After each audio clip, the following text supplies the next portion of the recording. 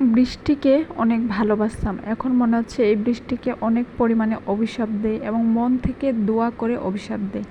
কারণ এত মানুষের ক্ষয়ক্ষতি, মানুষের এত অর্থ সম্পদ, মানুষের এত দুঃখ কষ্ট আসলে আর সহ্য করা যাচ্ছে না।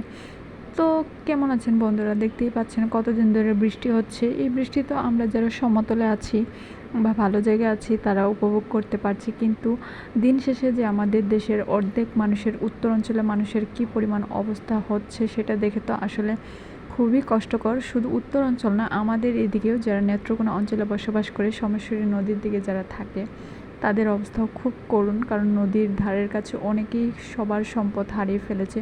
ওদিক দিয়েও অনেক পরিমাণ বর্ডার দিকে পানি ঢুকে, বর্ডারের পানিগুলো, ভারতের পানিগুলো আসে।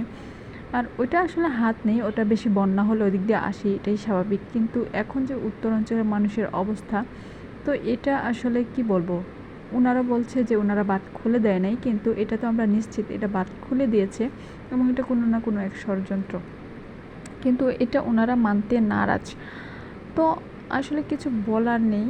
তো সকাল সকাল উঠেই এই যে আমি বৃষ্টির পানি এগুলো বারান্দা ধুয়ে মুছে পরিষ্কার করবো, যার জন্য কবুতরকে সকাল সকাল ওকে পরিষ্কার করে খাবার দিচ্ছিলাম। ওর জন্য সঙ্গে এনে দিচ্ছি না, কারণ ও এত পরিমাণ হাগু করে, আমার ভালো লাগে না। এটাকে পরিষ্কার করতে আমার দম বন্ধ হয়ে যায়, খুব খারাপ লাগে।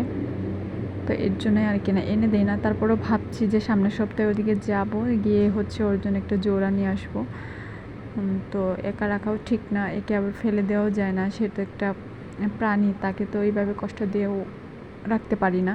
তো যার জন্য সঙ্গে এনে দিতেই হবে। তো যেটা বলছিলাম, তো মানুষের এত পরিমাণ কষ্ট হচ্ছে আর ভালো লাগছে না এই বৃষ্টি।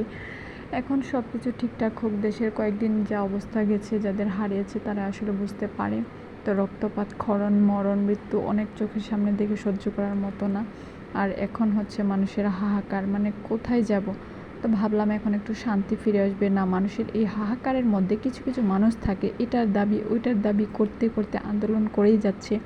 আসলে একটা মানুষকে তো তার আসনে বসতে দিতে হবে, তাকে সময় দিতে হবে সব কিছু পর্যালোচনা করার জন্য, সব কিছু স্থির রাখার জন্য, সব কিছু ভালোভাবে সুস্থভাবে তদন্ত করে সব কিছু ঠিক করার জন্য। সেটা সময় না দিয়ে সবাই, রিক্সাওয়ালা থেকে সবাই আন্দোলন শুরু করছে। ইভেন রিক্সাওয়ালারা দুই পক্ষ হয়ে গেছে, হ্যান্ডেলওয়ালা, অটো রিক্সা, দুই পক্ষ মিলে আন্দোলন শুরু করছে। বাইরে বাই কী চাই? এত বছর তারা মুখ বন্ধ করেছিল, এখন স্বাধীন হয়ে গেছে, দেখে যা ইচ্ছা তাই চাবি। আরে ভাই, সরকারকে তো একটু সময় দিতে হবে নাকি? সে তার আশ্রয়স্থানে, তার যে স্থানটা, সেটাই সে ভালো করে কাজ বুঝে নেয় না। এই কথা বারবার বলতে আর ভালো লাগে না। আসলে মানুষ যে কী চাই জানি না। দেশের করুণ অবস্থাতে সবাই সবার পাশে দাঁড়াবো, এটাই চাই। সবাই সবার জায়গা থেকে নামাজ কালাম পড়ে দোয়া দরুদ পড়বো। আল্লাহ হাফিজ সবাইকে।